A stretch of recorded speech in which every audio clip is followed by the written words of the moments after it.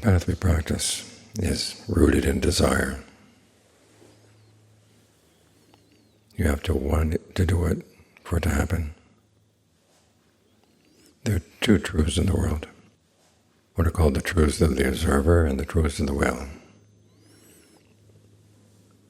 Truths of the observer are simply facts. Whether you want them to be that way or not, that's where they are. Other things depend on your will. And the path is a combination of both. Some things about yourself you simply have to accept. Other things you're going to be able to change through your desire. It's hard to figure out, but that's what skills are. Figure out what you can do, what your limitations are. You're working with a piece of wood, sometimes you find the wood has limitations. So how do you work around those limitations to get what you want?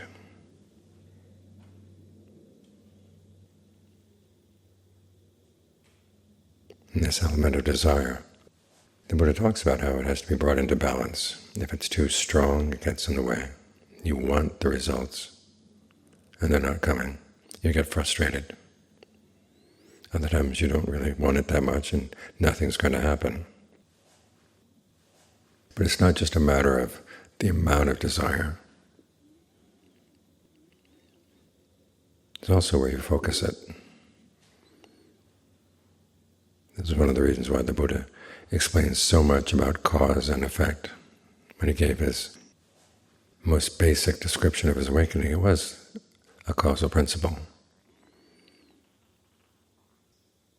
When X exists, Y exists. When X doesn't exist, Y doesn't exist. That's immediate causation. In other words, as soon as the cause appears, the effect appears as well. When the cause disappears, the effect will disappear too. Like sticking your finger into a fire. You don't have to wait until the next lifetime for the results to come. They come right away. You take it out, and even though there may be still a burn mark, you're no longer burning the finger. Other causes and effects have their relationship over time. You plant a seed today, you're not going to get the tree right away. You have to wait. But the fact that the seed is impermanent means that the tree is going to be impermanent too. Someday the tree will end. Which means that right now what you're dealing with is a combination of three things: the results of past actions, your current intentions, and the results of your current intentions. And a lot of the frustration in meditation is trying to figure out which is which. An image that forest Ajahns like to use is that you're planting a tree. There's certain things that you do and certain things that the tree does.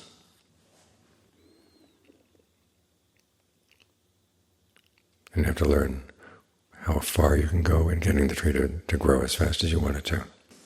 You can't pull on it. If you pull on it, it'll uproot it. You can't stick leaves on it. You can't paint the fruits to make them look ripe, or they will look ripe, but they're not going to be ripe. Your duty is to look after watering the tree, fertilizing it, try to keep the bugs and other things away from it, and the tree will do its thing. Its duty is to grow. Your duty is to create the causes. So that's where you want to focus your desire.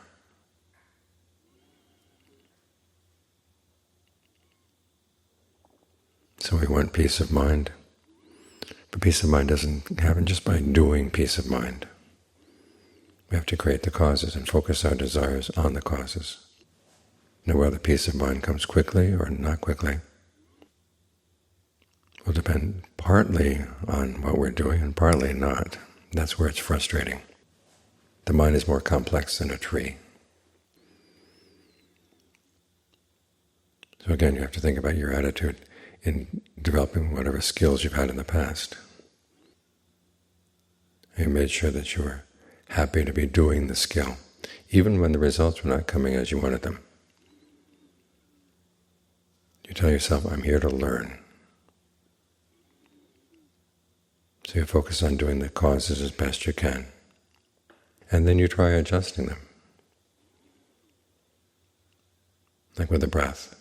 You work with long breathing for a while, then you work with short breathing. Can you make them both comfortable? How about heavy breathing, light breathing, fast, slow?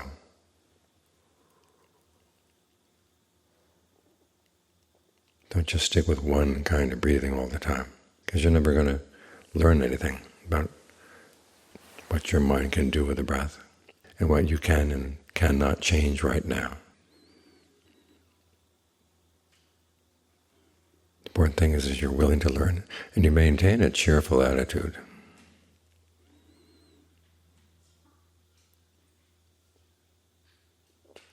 Even when things are not happening the way you want them to. Tell yourself you're learning. And if you tell yourself, I want the results right now, I want the results within a certain span of time, you're going to get yourself really frustrated.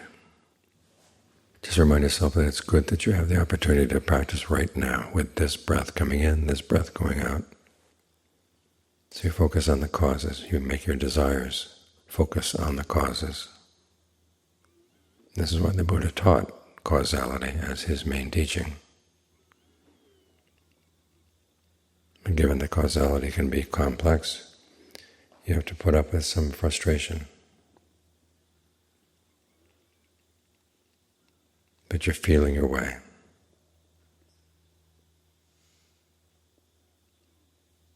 And whatever amount of time you can devote to doing that, it's time well spent. Have the right attitude toward that.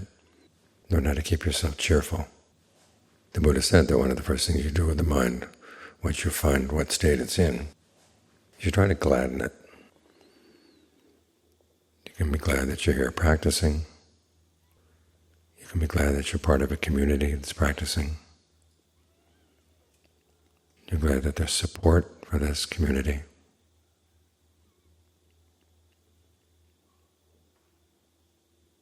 You're glad that you have this breath coming in, going out right now, and your health is good enough that you can do this. There are lots of things to be glad about right now. There's that story of the monk who was alone in the forest, and he hears the villagers off in the distance. They're having a festival. His meditation is not going well, and he's miserable. He says, at least these people know how to have a good time. I'm out here miserable in the middle of the forest, can't get anywhere in my meditation. A deva appears to him and says, do you realize how many people are on their way to hell right now and they really envy you? You have a chance to practice. So think in ways that lift your spirits and keep focused on the causes and figure out, well, where is the cause, where is the effect? Because this is how discernment is going to get developed.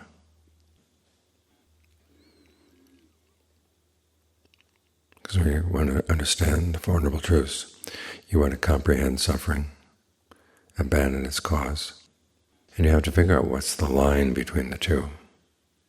And how do you do that? Well, trial and error.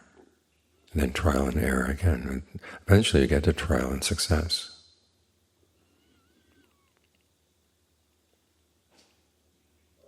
Take it for granted that you'll miss the mark the first time. And John Munn made that comment one time, saying the path is a middle path, and you can expect that you're going to go to the extremes first. So simply learn how to recognize them as extremes. In the days when you're discouraged, when the days when you're too eager, it's like there's someplace in the between the two. That's the right spot.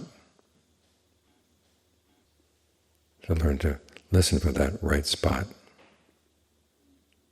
Look for that right spot by trying things out. And you'll find that your sense of what is just right will develop, will grow.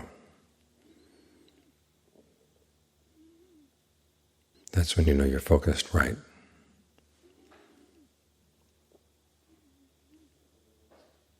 Otherwise, it's like coming into a house, this house is full of smoke. And instead of looking for where the fire is, you try to put out the smoke. It's not going to work. You've got to focus on the causes. Find out where the causes are. Again, this is why the Buddha talks so much about cause and effect. You've got to learn how to think in those terms. Not so much in terms of the results I want right now. The results you want are there in the background of your mind, but the main focus should be, where are the causes? How do I get the causes right?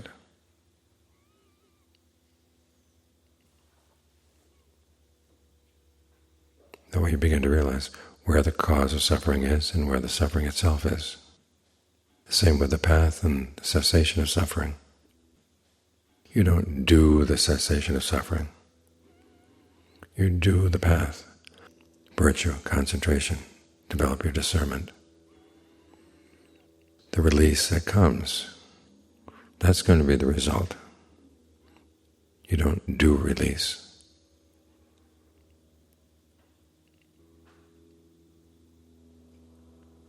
But again, to get the path to be the middle path, you have to try, make mistakes, be willing to have a cheerful attitude about your mistakes. Don't see them as failures, see them as learning opportunities. And we've learned something that doesn't work well, you've learned something important. You try to feel your way. Focusing on the causes. What is the cause of concentration? Well, mindfulness. We read about the jhanas, and we think, well, I'd like that fourth one. That sounds pretty good. Or no, I'd prefer the second. Who wants to not have some good rapture? Well, it's not a menu that you can order things from. You go back and you look at the causes which are in right concentration, right mindfulness. Focus on the breath. You want to be ardent, alert, and mindful. Put aside greed and distress with reference to the world. So your greed and distress related to the world here might be that you're too eager to get results. So you can say, well, the amount of time I have here is so little. I've worked so hard to get here. I really want to see results of this. Well, the results are going to happen. The question is, they may not be what you expected, but learn to value the results you do get from the amount of effort you focus on the causes. Mindful to keep the breath in mind, alert to what's happening, alert especially to what you're doing and the results you're getting, and then ardent in trying to do this well. And the ardency has to be done cheerfully. If you resent the amount of effort you put in, saying, I put in all that effort and I didn't get the results I wanted, you've got the wrong attitude. You should be cheerful that you have the ability to put in the effort. That's simply a matter of reflecting. You commit yourself and you reflect on the results. View each meditation as a learning opportunity. And then you won't go wrong. Even if what you learned was not what you expected to learn or wanted to learn, you've learned. That's how you become an experienced meditator.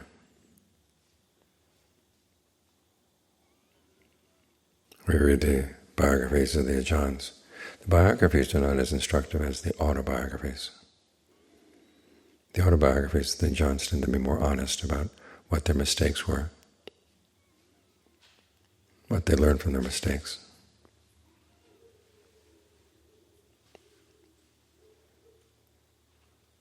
We can take heart from that, and also take it as an example, the cheerful attitude they had towards their efforts. That's what enables you to keep on making right effort and making it more and more right.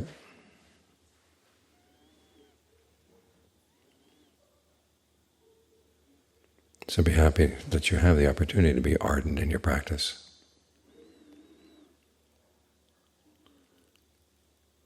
And you'll find that your ability to work on this becomes inexhaustible.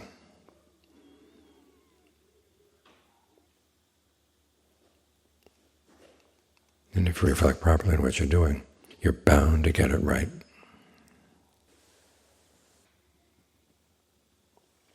That's the attitude you want. There is right meditation. Some people comfort themselves, say, well, there's no right and wrong in meditation. You're just sort of with the present moment. That was one of the discouraging things I learned when I was teaching in France. The teachings that there's nothing you can do, so you just might as well just accept where you are. It's taught either with the background of saying that, well, you have no free will anyhow, so you might as well just accept that fact. The other attitude is that, well, you do have free will, but you're probably going to screw things up, so don't try. Just be with what's there. And you can make yourself cheerful that way. That's the wrong way to be cheerful. It's dressing up laziness as if it were awakening. As the Buddha said, it's going to require effort. So learn to enjoy the effort.